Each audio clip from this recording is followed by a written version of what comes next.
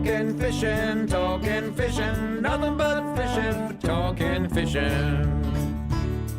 If it's facts about fishing that you want to know, then tune in, folks, cause this is the show. We'll show you all the right bait to use, so sit right back, you got nothing to lose.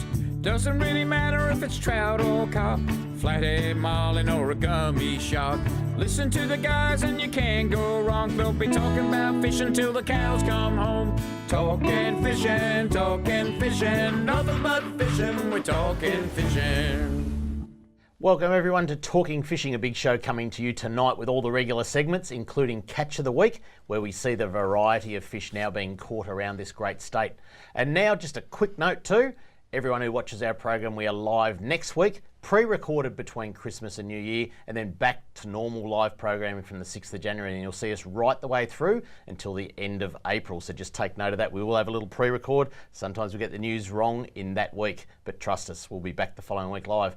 Adam Ring, as always, great to see you. Mornington Peninsula, absolutely on fire this week. Yeah, thanks, Dave. All the snappers seem to have moved up to the peninsula now, and all the wreck boats, as long as some of the charter boats are up there as well. But it's not just snapper, whiting, calamari, the whole lot. It's all happening. It's good, isn't it? And Trelly, big cod, big trout. The freshwater scene is certainly firing in time for the Christmas holidays. Yeah, talking about your boats, Adam, I think a lot of them are headed up our way, actually. Yeah. So, yeah, Lake Eildon's been fishing really well, and the cod season's really kicked off to a great start with some nice, consistent river flows up our way. It's been good. I meant it earlier on when I said catch of the week, just wait in a few minutes and you'll see just the variety of fish that are being caught, and great fish at that. You know, traditional places like the Flinders Pier that you would think, you know, and don't get me wrong, there was big squid caught there a couple of months ago, but the big squid are on fire in Flinders right now. Yeah, well, I think we're on I reckon, the best part of our fishing calendar, to be honest, because I mean, up until now, it's generally dominated by snapper reports, but we start getting the sprinkling of all those species that come in, I guess, over our true summer. The whitings, the kingfish won't be far away, the cod that we've been talking about, the yellow belly, the calamari are still, the big breeders are still there. Yeah. The snapper is still firing. It's just a great part of the year for fishing, without a doubt. Trelly, our weekly fishing report that we give out on the radio and so forth was chock-a-block full of cod last week. Yep. Why such a great cod opening? Is it just more people are fishing for them? Yeah. It just looks fantastic, Well, though. I was actually at a meeting last week with some people talking about the environmental flows that have been pushed down the rivers. And a lot of it's due to fishermen feedback from the last couple of years, getting a big drop off in the rivers right at cod opening. So they copped a fair bit of flack over that. Now this year what they did is they piggybacked an environmental flow on top of other water deliveries. And we saw that happen just before the cod opening. The water levelled out and we had an excellent start to the cod season around the Goulburn and up our way. It was really, really good. So well done. fishermen influencing water flows. Absolutely, yeah, it was. I've got to say I'm a little bit, I'm starting to lose a little bit of patience with Lisa Neville, who is the new Minister for Water, because Tolondo is at desperation stage. You get onto the Facebook page and have a look at Tolondo Reservoir, and things are looking pretty dire down there. And you know, the new government's been in for, is it 2 weeks now, 2 and a bit? They need to take some action. They talked about it leading up to the election, and by hook or by crook, everyone have a listen to 3RW on Friday night, because I'm going to do my darndest to get Lisa Neville on there, the new Minister for Water. And if she's not on there, well, we're just going to have to say that no action. Is there a plan B? Is there like a plan B to get plan B will be a fish kill, Trelly. Or netting. Take the net down there. Yeah, I mean, a lot of those lakes, along the Murray, they traditionally were irrigation lakes, so they would actually dry out, so they used to have a netting licence. Yeah. I don't know what the situation with Toronto was a plan B. If there's no water delivered, what do you do with the fish? Yeah. Can you get them out? You've got to get them out. Sometimes they've forgot about they forget about the bag limit and size and all that. It's just take the fish out, get them out. It's like strip picking. But Trelly, that's years down the drain, so to speak. Yeah. And the argument is there's a Luca water there, there's other water there. The government can get it done. But we just need to see some action, because no one's giving us any indication that there is any action. So please, Minister Neville, you need to look at this very, very seriously. like I mentioned, Tolondo Reservoir's Facebook page. Don't forget, we have launched our official Facebook page. Get on to talkingfishing.com.au, which is our website, and you'll see the link to our Facebook and our Twitter. We're going to try and do something very special with Twitter in the new year, where we can actually have some live interaction with our viewers at home, which will be interesting because it'll be working with animals, kids, Trelly, and Twitter. Four challenging things there. So please like us on Twitter or follow us on Twitter and get onto our Facebook as well. But boys, time to check out what's being caught by the people at home. Let's have a look at some of the catches of the week. And the first one, Vanessa Aguirre, a 62 centimetre cod, Trelly. I'd be happy with that. At a Lake Eildon. Yep, that's a nice cod to come out of Eildon, and just the right size to take home and eat if you want to do that. Yeah, and look at that photo, man. That's a beautiful photo of Vanessa there, and you know, all the colours of the cod. You can see close to the bank. They're obviously fishing, and you know, probably a bit of timber or something like that. Yeah, you see the colour coming out in clear water. They get that real camouflage, rich sort of green pattern to them. If they're in muddy water, they tend to sort of whiten off a lot and sort of get a bit dull. Yeah. The cod. I mean, in last week's fishing report, like I said, you know, I think there would have been 7 or 8 different cracker cod in the report, Adam, and the colours are beautiful. Yeah, and these are a fish that really interest me for some reason, and I think it's because up until recently, they've kind of been. That's right, I've caught one. And up until recently, they're a fish that down where we are doesn't get a lot of airplay. It doesn't get not too many people. But they're starting to. And it's because of the stocking programs, and they're great. But a fish at that size and that one there looks immaculate condition. The colours are beautiful. Let's have a look at Catch of the Week number 2. And like I said, 6 species for 6 catches of the week. Dean DeRuden, a brown trout from Tolondo. And we just talked about the desperation of water needed. That is the trout in there. And Trelly, it would be a damn shame if we had to scoop those things out with a net, because they deserve a little bit of water. Another 6 months, get us through winter. Yes, if there was no water, then we just say game's over. But right now, we need to save that fishery. Look at that fish. It's just beautiful. Next one, moving right along. Michael and Nicholas Anderson. All I can say is, that's a smorgasbord. There's King George whiting, there's flathead, there's salmon, there's calamari. That is just what you're getting off the middle spit right now in Western Port. Well, the middle spit is practically just a big, open, fish-attracting device, isn't it? I mean, have a look at that. That's incredible, isn't it? That is sensational. Let's keep moving. Jacob Baker, a beautiful flathead from the entrance of Swan Bay. And Ads, you and I have fished over there a bit. We have. Beautiful part of the world. Yes, there's a marine park in there. You just got to stay outside of that. But that's a cracker. I think it went about 63 centimetres, that's as big a flathead as I've seen come from that area in quite some time. And it's probably renowned more for its big calamari in season. But the whiting do push in there. Obviously, there's some big flathead in there. Beautiful place to fish. Well, go back probably a couple of months now. We've seen in a lot of snapper reports a bit of bycatch of big flathead. Yeah, that's right. I think we're in for a cracker year for flathead. And I hope so. you know, I'm not sure that many people have explored the shallows around Mud Island, the shallows of the Mornington Peninsula and the Bellarine Peninsula. I think we're going to find when 4 million people migrate to Mornington and Bellarine Peninsula that we're going to see some very, very big flathead catches. So also some nice whiting and pinkies coming out of Swan Bay at the moment too. Yeah, no, absolutely.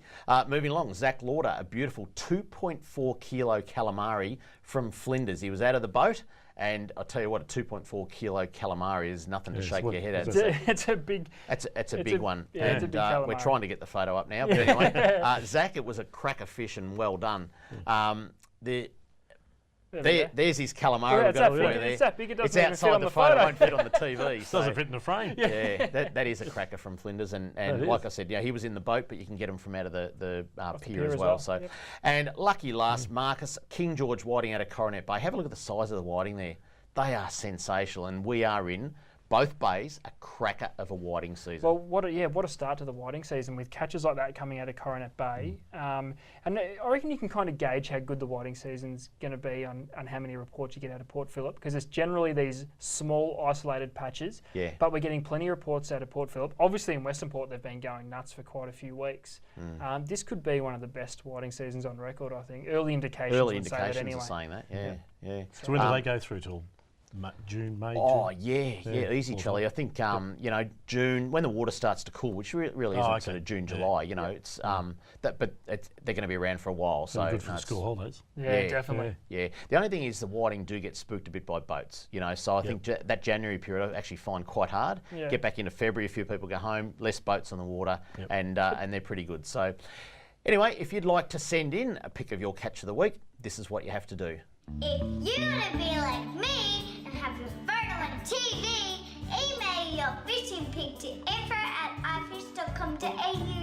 Coming up on Talking Fishing, product of the week, and we've got some very scary footage of something big lurking in a New South Wales lake right after this. Talking fishing. Talking fishing, talking fishing. Nothing but fishing, we're talking fishing. And product of the week, boys, we just thought we'd concentrate on some very things that you might want for Christmas. And every dad and every son wants some nice fishing things for Christmas. Ads, take it away. What have we got up first? Yeah, leading up to Christmas, sunnies. Yep. They are so important to every fisherman. Not don't- only for glare, but Yeah. to see what's going on, especially those who fish freshwater, estuaries, shallow water, they're brilliant. I think glasses have come a long way. I just poked myself in the Yeah, eye yeah. as I put them on. But The glasses have come a long way because now we're understanding how different materials can really Yeah. save our eyes as well as give us better performance out of the sunglasses. These are all a crown glass sunglass. well, the beauty of these, the blanks I think are made in Japan and then formed into the lens that they are here. Yep. Blue mirror, gold mirror, platinum, which is a silver mirror. Yep. You don't have to have the mirror thing. And I think for a Christmas gift in all good tackle shops, you get a free cool bag and a free buff. head buff, free cap. Yep. Yeah, Yep, so it all that comes sort of with stuff. these But now. these are quality glasses, and I wear these.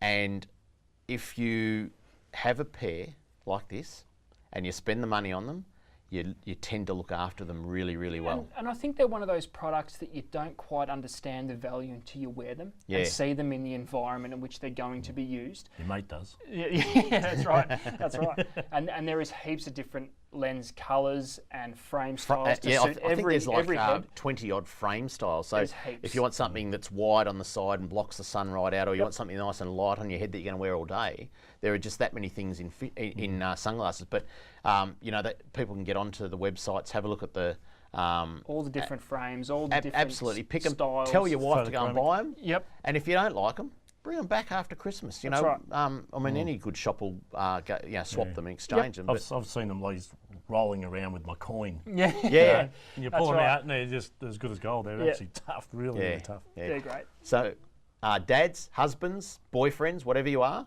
tell your missus to get you a pair of really good sunglasses for Christmas because they're a great thing. Ads, what else? Knives. We've spoken about knives before in product of the week. Yeah. But it's that time of year. You can always do with another knife because, like what we spoke about last time, there's heaps of different applications and different styles to suit every application. Yeah. Whether you're a whiting fisherman or you're a blue water fisherman or a snapper fisherman, flathead, it doesn't matter. There's something to suit.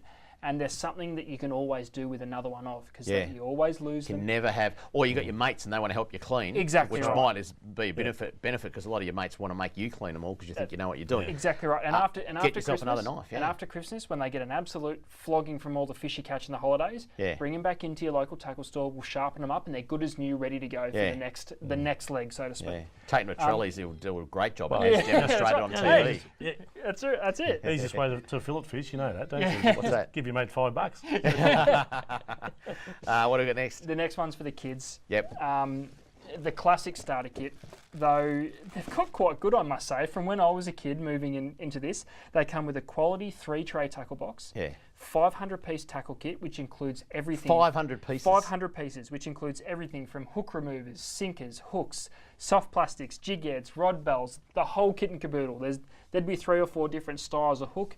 There's 3 or 4 different sizes in swivel for everything, whether it's up the Murray, whether it's off the jetty down on the peninsula, whether it's Rod anywhere. bells. Rod bells. Rod bells are in there. So that's a great little gift idea. Perfect And- for anyone that wants to get started. Yeah, I was going to say any kid would just love it because the tackle box will last a lifetime. That's right. The tackle will get him into any brand, like any type of It's fishing that he wants to get it's into. relative to the types of fishing we do. Yeah. Exactly, and we all know, let's face it, the best part of a tackle box is opening it up and organising all your little compartments and getting all the bits and pieces. So that 500-piece tackle kit, Keep them entertained for a that's bit. it, give you a good sprinkling throughout the box.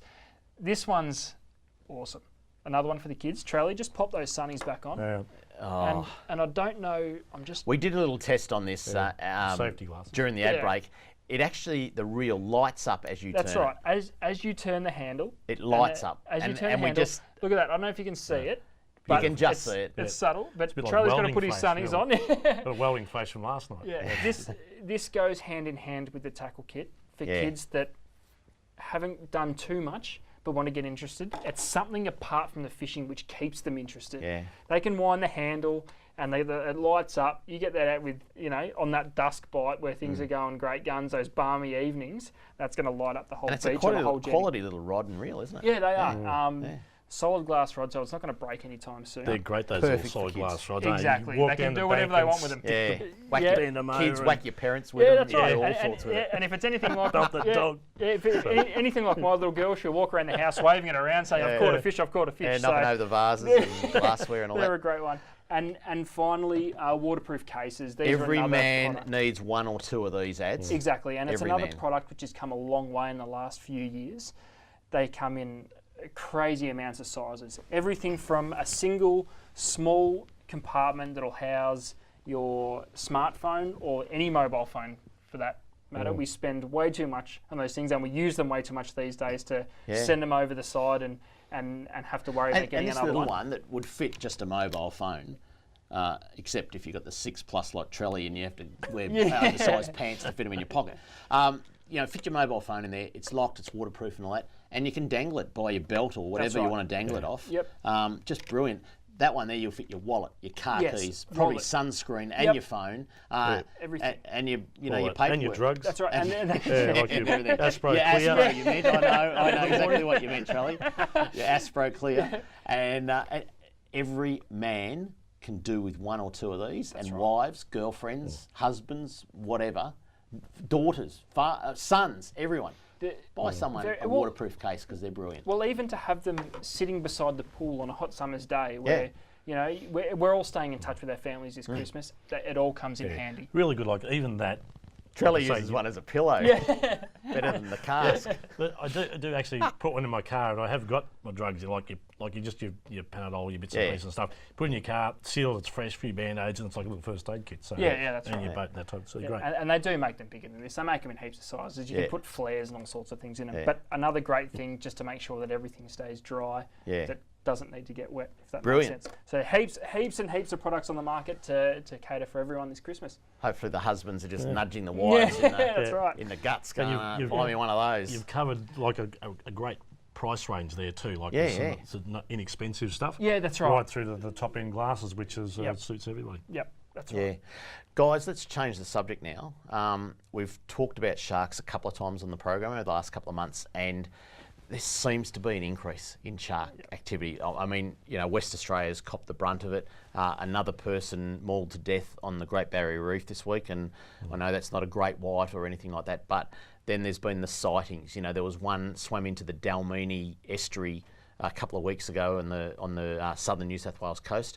We've now seen another one at Lake Macquarie, and I think we've got a little bit of footage that we might just show now that is just pretty damn scary. This is a great white, 2 metres long, 2.5 metres long in Lake Macquarie, just north of Sydney. Yeah! That's a great one! You'll see in a minute how close it is to shore. There's the shoreline there. Yeah, okay, yeah. That was insane. Big great white. Now, however that shark got into the estuary, which obviously there's an entrance and get in there, there is probably going to be tens, if not hundreds of thousands of people holidaying in that area, and you just can't go in the water with something like that. How long? And I hate to say it, but how long is it before the next attack? Victoria, southern New South Wales. It is pretty scary stuff. Well, I think this is something we need to understand. Global warming is something that's been publicised for a long time now. Yeah. But this is a direct result.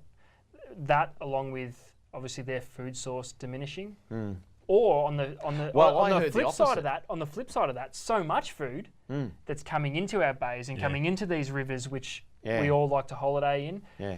I think it's just time to be more careful. I think we should be wearing a different colour wetsuit rather than the seal-looking colour. Black. Well, I've got to tell you guys, and I've probably got a couple of stories if I get time, but I spent the weekend in Perth visiting my 95-year-old grandparents, and it was just great because they're starting to wear down a little bit. But I was talking to one of the guys over there who said their theory on sharks and the increase is the amount of whales in our waters. So whales have made a very, very big recovery. Their migration, they go up north to breed. They swim back down with the baby whales, and they swim very slowly, putting on a bit of fat and blubber and all that sort of stuff, getting ready for the cooler waters. And the sharks are just feasting on whales. They're everything. It's the whole food chain, isn't it? That's in good nick. So you can say, the bait in the bays, the offshore bait, the whales, everything. It's the whole food chain of fishing is in really good nick. Haven't seen one up the Murray yet. But You haven't seen one up the Murray. Just you wait, Charlie, it's coming. I mean, that mako of 2 metres long that went into Dalmeany Estuary, if anyone does know Dalmeany,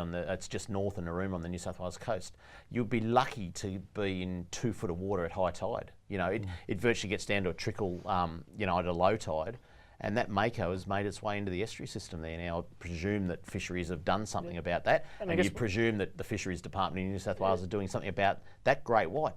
And we're not just talking about sleepy sharks here. We're talking about the absolute top end of the food chain. We are fishing in, we are swimming in their territory. Well, this is what I was going to bring up. And that's why I was saying we just need to be careful. This is a fact of life. Yeah. Whether they're making a huge comeback, whatever the reason is, the fact of the matter is... They're not walking around the land, are they? Exactly. Yeah. So just be careful. I mean, you know what I mean? We're all fishermen. We all love being out there. Yeah. I'm not one that gets in the water, and that's probably why. I am. But I don't get in the water. But just...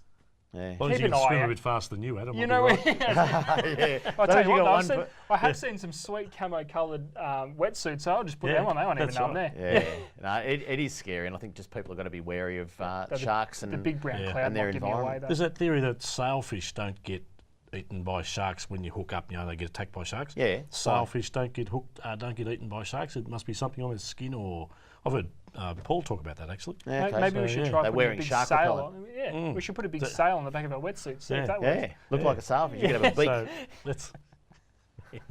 Boys, just another interesting thing. Isn't it funny, and I'll probably run out of time before the next break, but fishing in Western Australia. So I went over there and predominantly to see my grandparents, but I had a little bit of time at 3:30 in the morning when I got picked up on Sunday morning, and we went onto a military base. We were escorted with someone that we knew, and got to this little jetty, and there was a school of something out there, and the boy said, "Oh, there's a school of fish. We don't know what they are, but let's cast a plastic." Now I had my bait and all that sort of stuff, and one of the boys has cast to it. Now I would have said, I would have said it was some sort of tropical fish because it was pink in colour. Like it was very pink, purple, whatever. Yep. They've cast to it. This rod has buckled over like you wouldn't believe, and he's gone, "It's got to be big salmon."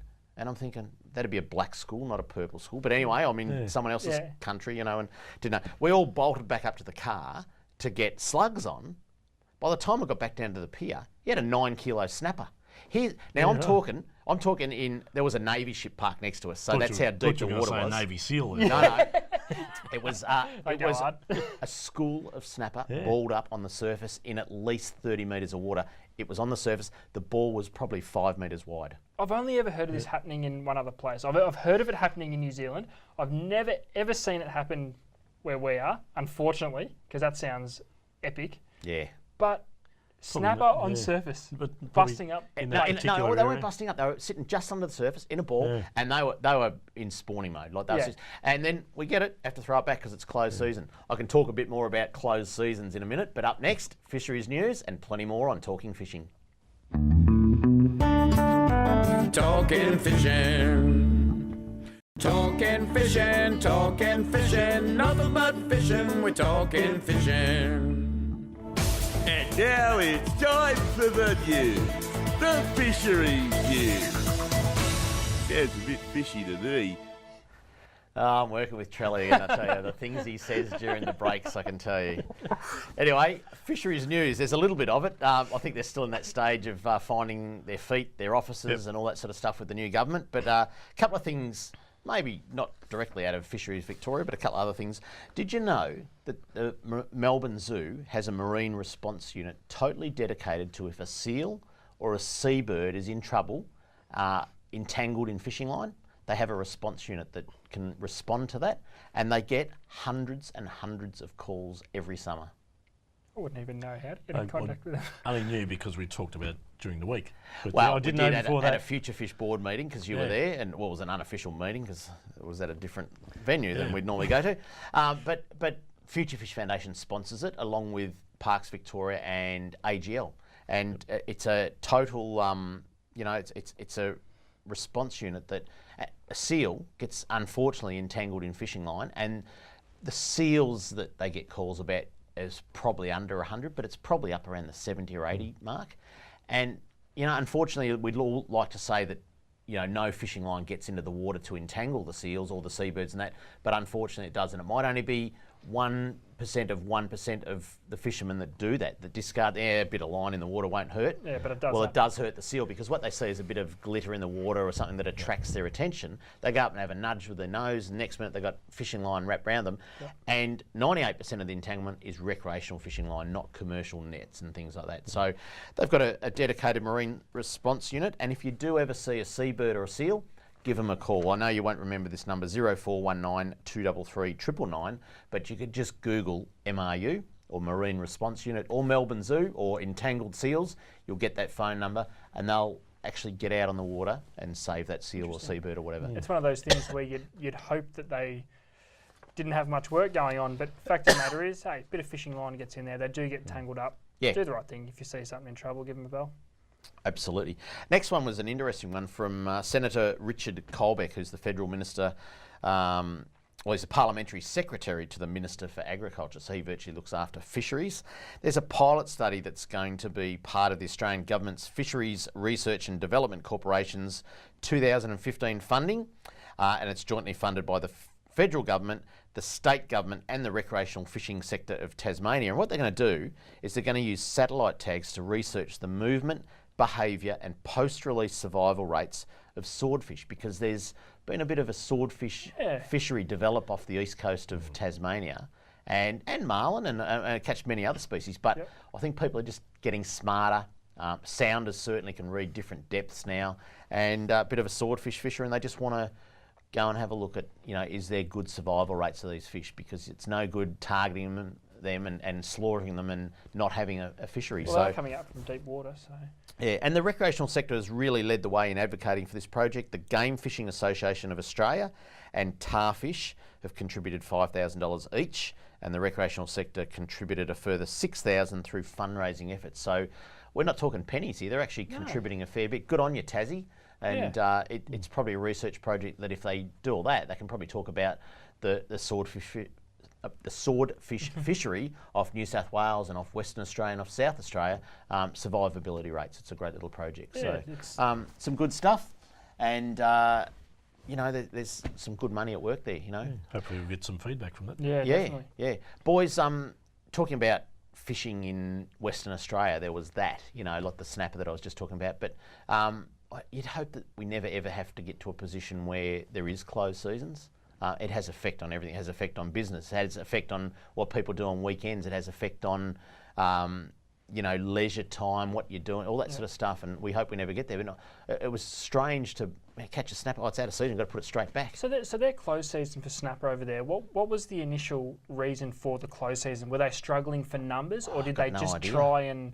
Is it something, I guess, to keep the longevity of that actual fishing style for that species over a long period of time? Is it something that was in trouble, or? I've got no idea. It's the closed seasons are always a little bit but a little bit of a funny one. I'm going to tell you another story. So I did 3AW, as you know, from 6PR in Perth on Friday night in their studio, and finished the show at 5 o'clock their time, Perth time, and in walks Carl Langdon, former West Coast Eagle player. Yep. And he does the fishing show for 6PR over there. So we exchange numbers and say, we're going on each other's show and all that sort of stuff.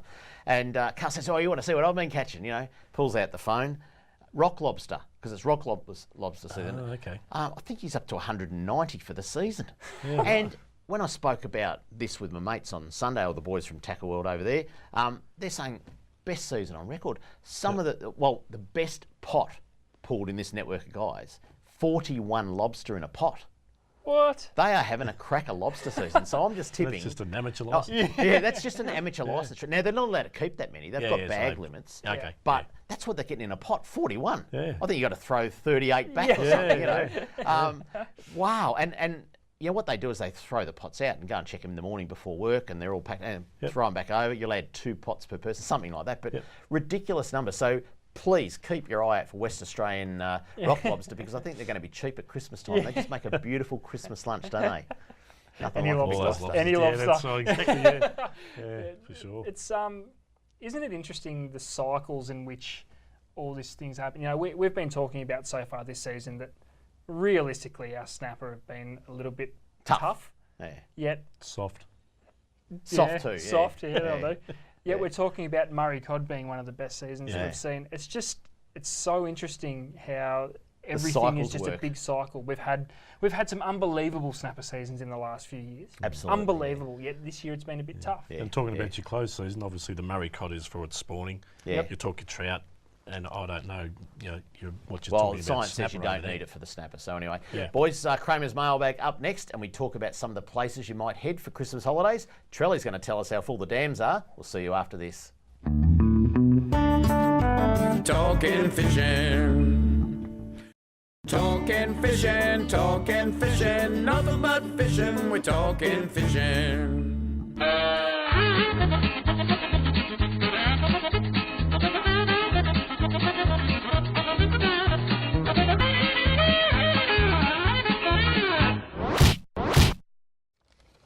And a bit of mail this week. I'll kick it off now. This is from Russell Macklin.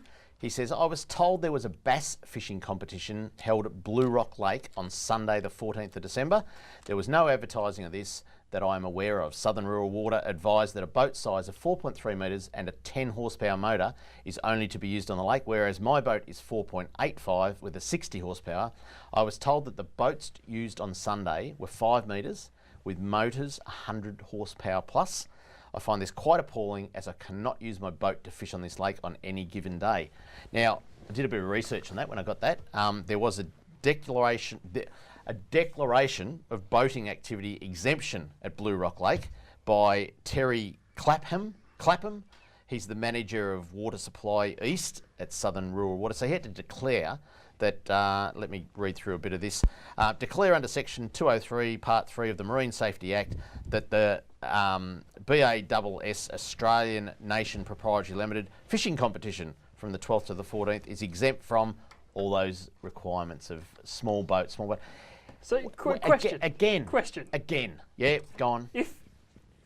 If they can do that for one competition, why is there a problem with putting powered boats on there to start with?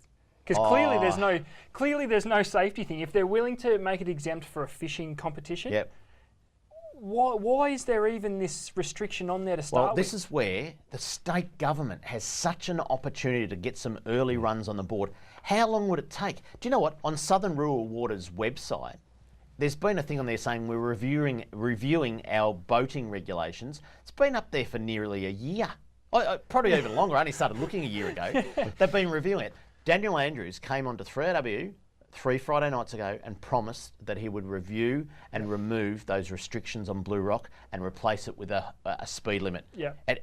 I'm sorry, but I'll go back to Lisa Neville and the Minister for Water for Tolondo. Do it now. Blue it's Rock, done. do it now. And it's done. It is just simple. Get some early runs on the board. I don't understand why they're taking their time. Next one, Jesse Caven from Mordialloc. I used to catch a lot of garfish off the Mordialloc Pier 2 years ago, but then they just don't seem to be there anymore. What's happened to the gars? When you find out, let me know. It's been a good 2 seasons now. It could just be part of this cycle we're talking about. There's heaps of different theories. Yeah. Could be part of this cycle we're in now. We've had crazy good numbers of kingfish, and they love eating gars, so they could be all running for their lives be and all eaten. bypassing Port Phillip Bay. Yeah. I don't know. It's one of those things. It could come down to something like the silverfish that we see flickering around the piers when Yeah. we're catching gars. It could be that they haven't come in. I really don't know. I'd love to know though, because it is one of those things which a lot of people are noticing. Yeah. Next one. Hey Trelly, what's the best way to rig a Bardy grab? You're prepared. You've got Bardy grabs with you. I have Show got them how to couple rig a of- Bardy grab. So is this the number one bait for Murray cod? Yes, pretty much. Yeah. Yeah. You can see that they actually pull them out of the holes in the ground, but that's an example of you can see it on the camera there. But Is that real or plastic? Is that a good one? Like, is that That's is a that real one. that's a big Bardy grub. that's a big Bardy grub, yeah. So that's a good one. That's a good size one there. A lot of times you get them frozen. Yeah. So and a lot of times they'll actually, sometimes if you drop them or handle them a bit roughly, they'll actually break. This one here is probably a good size. What I'm going to do is rig up tonight.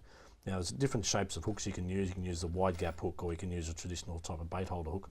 But what we're going to do with this one, we're going to put him in a little sock. Okay. So what we do with the Bardy grub there is we just place him in there. Now we pull him through like this, and that puts a little protective sheath over it. How'd you do that? Okay. It's magic. They call me Mr. Magic. So They call you Dr. Trelful. Yeah.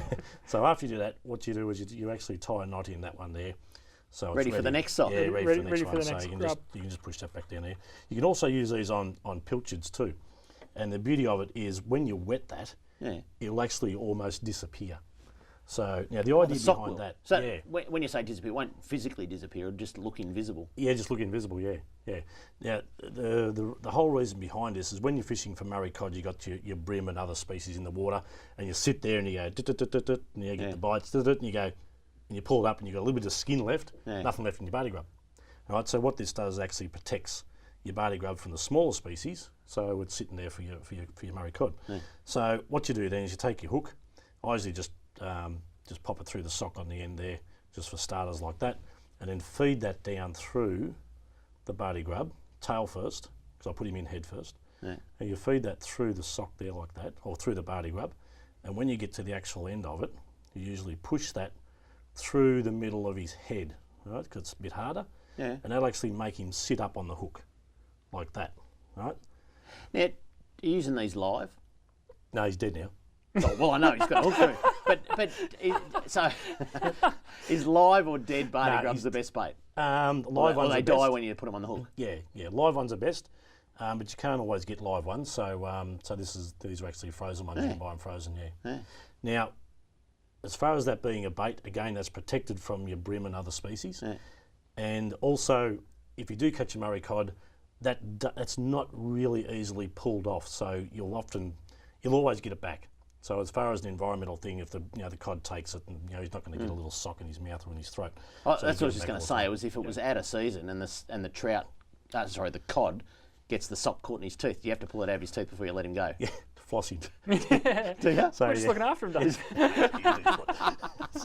But the beauty of these little socks too is what you can do with your broken Bardy grubs, right? You can put him in like that, put your broken Bardy grub in, get a yabby, crush a yabby head, stick that in there too, make a bit of a cocktail, pull it all through, cut it, loop it up. Do you and only then do put that a with hook your? through Do you only do that with your broken Bardy it. grubs? Only be broken, one. So you actually have a sock full of broken Bardy grubs and crushed yabbies. Exactly. Yeah. Now you can pre-do those too. So you can pre-put them into these little sacks, or you can do cheese and things like that. Put them in a little Ziploc bag like that one there, and I actually use that scent, right? So make up half a dozen little cheese blocks, half a dozen Bardy grubs, put a fair amount of that in there, and that's like your bottle of scotch. It won't freeze in the freezer. Really? It won't freeze. Yeah. I was actually in your office one day and you got the bottle of scotch out and it wasn't frozen. Don't ask me how I found out that didn't freeze in the freezer. Is but that anyway. is that scent What does in it there? taste like, That's Charlie, a when you mistake it for scotch? Oh yeah, I don't know. Because oh, Trelly, no Not too way. bad. They're a little bit nutty. No They're not way. too bad, right? It's a bit worse with that on. I don't like that. So, but what you can do is you put that in the freezer. Then when you're going fishing, right, you can just pull it out of the freezer, take it fishing, and away you go. And then pop it back in the freezer when you get home. So that's really good. Not That's bad. if you don't eat them before you finish up, you know. Well, Charlie, we didn't have teeth tonight, did we? We didn't. No, we didn't. Did you eat the one with the sock in it?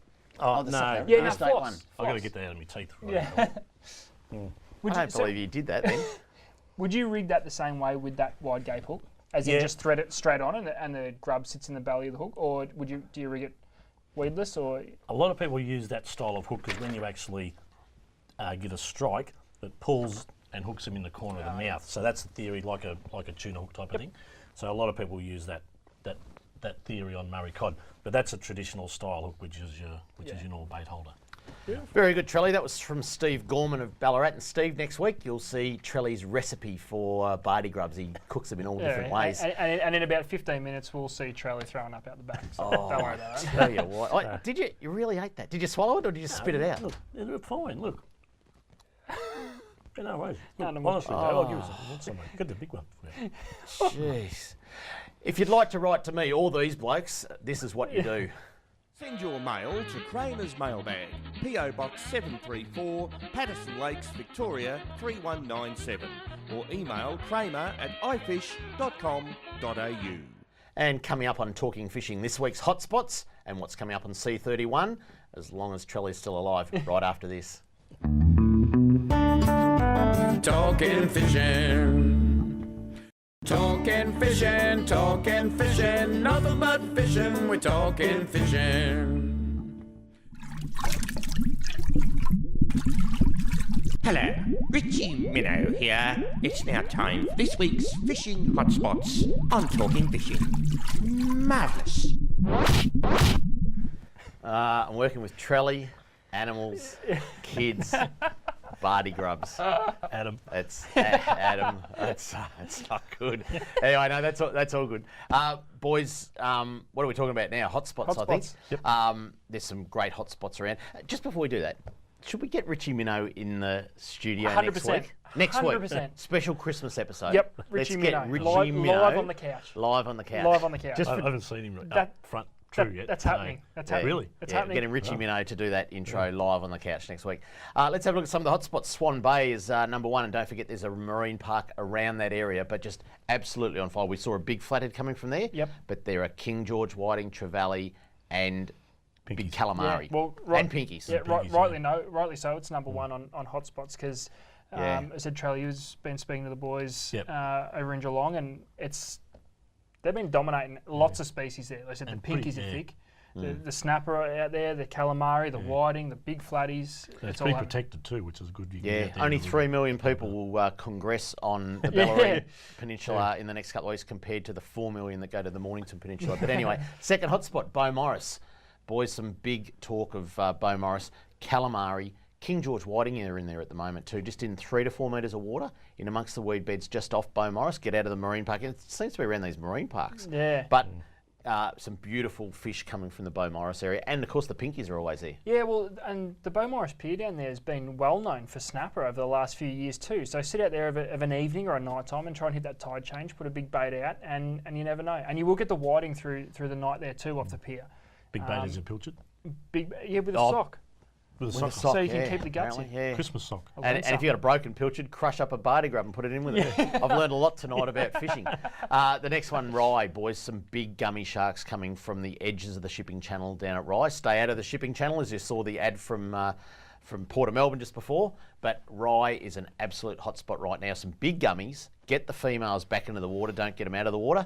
But I think this Christmas holidays, you're going to see a lot of gummies coming in from that area. And more people are getting in tune with this area for big gummy sharks too. And everyone thinks all the big gummies just come out of Western Port, but there's plenty down that southern end of Port Phillip Bay. And I said it's something that more and more people are getting into, and it's a very viable option to get down there and catch a big gummy.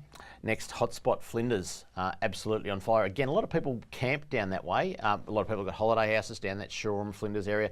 Massive camping grounds around Point Leo. If you can just get your way to Flinders, a beautiful pier down there, but in the boat as well, in the right conditions, there is some fantastic fishing to be had right now. It's got to be the home of big calamari. It does, yeah. It has to be. Yeah. Good Yeah, access. You're saying camping grounds?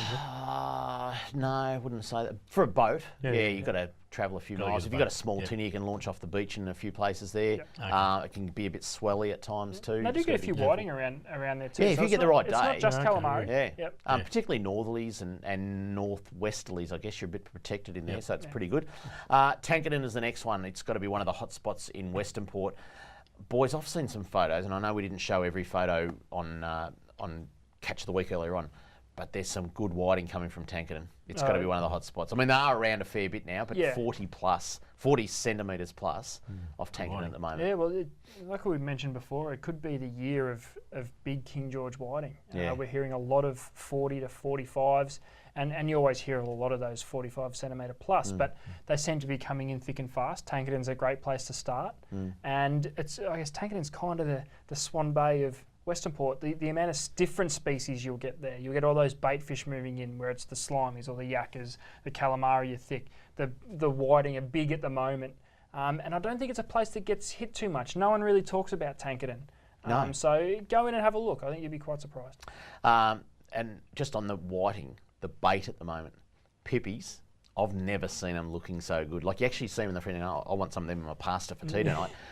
We're getting pippies from over near the South Australian border, like a little bit even further west of Portland, and they're just beautiful size. Like you cut them in 3, very solid meat. They're just one of the best pippies that I've seen in many, many years. So some great baits for the whiting as well going around at the moment. And the pippies have had quite a bit of airtime over the last few years. We went through a season there where they were quite hard to get. A lot of them were being taken by restaurants in the food sector, which is great. But you know what? They are expensive, but when you're getting the quality that we're seeing at the moment, it's easily justified. Well, when you're getting 3 or 4 baits out of one pippy, you're getting a hell of a lot more than what you think Probably you're eat actually them paying like for. Bardy grubs, really. You can probably eat them like Bardy grubs. Why not? Charlie, Why not? Put them in you don't get the sock in your teeth, you get the sand instead. And the last one, Malakuta, boys, right over in the far east, just in time for the Christmas holidays. Some fantastic flathead, big dusky flathead coming from there, big brim, King George whiting in the entrance, thank you very much. And the new boat ramp is now open with access to the ocean. And you're going to see a lot of boats getting out of there over the Christmas holidays, getting outside. And kingfish, who knows, there might even be a marlin landed in Malakuta this Christmas. Now with that offshore ramp, I think it's going to open up everything where you can easily launch a bigger boat and go for a bit of an explore. A lot of people cruise down there for the holidays, so they're there for quite some time. It's only going to be a good thing for Malakuta, and as we know, the estuary is always big time over there. I've been over there a couple of times and fishing the top end for the brim, right down to the bottom for the flathead. It's a really good fisheries over there. Some big mulloway in there too. Yeah, exactly. So great place. And don't forget, if you want to see, I think we're going to put up the hotspots on our Facebook page. If you want to get on and like our new Facebook page or our official Facebook page, if you like, just get on to talkingfishing.com.au, which is our website.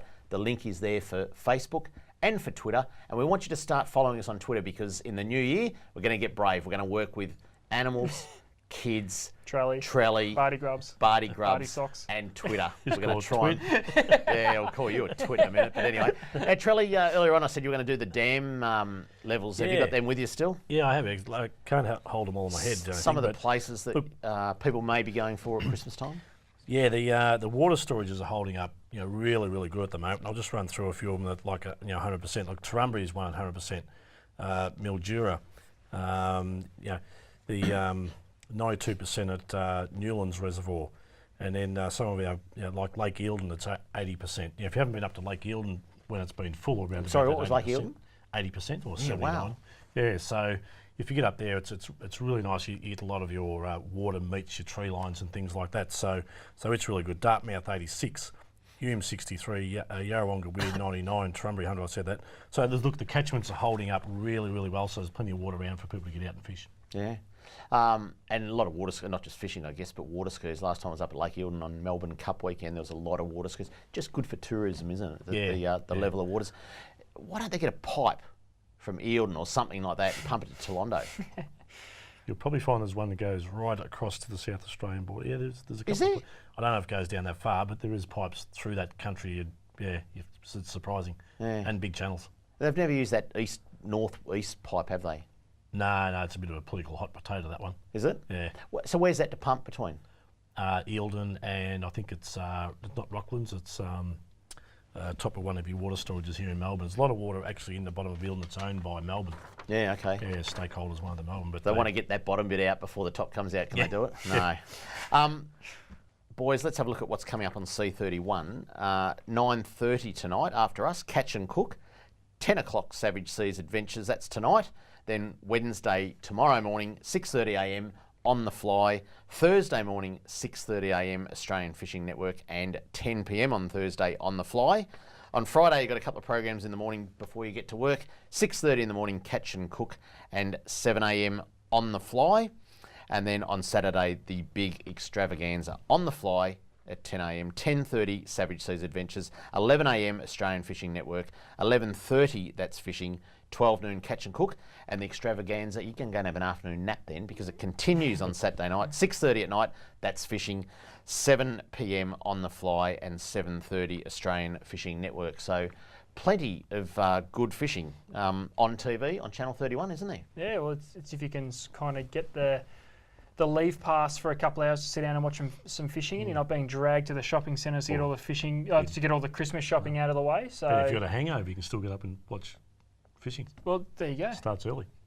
Yeah, exactly. Good fishing, plenty of DVDs, I think, out in the market too. People are going to get DVDs for Christmas and all that sort of stuff. So it's all good. I hope that everyone does get what they wish for Christmas. It'll be really good. But that's it for Talking Fishing. Hope you enjoyed the show. Next week is our last live show for the year, and you might even see Trelly dress up as Santa. Until then, have a great week and enjoy your fishing. We got all you need, just take a look. Watch those fish jump on your hook. So just relax and take your time. Enjoy the show, then drop us a line. Talking fishing, nothing but fishing. We're talking fishing. Talking fishing, nothing but fishing. We're talking fishing. Talking fishing.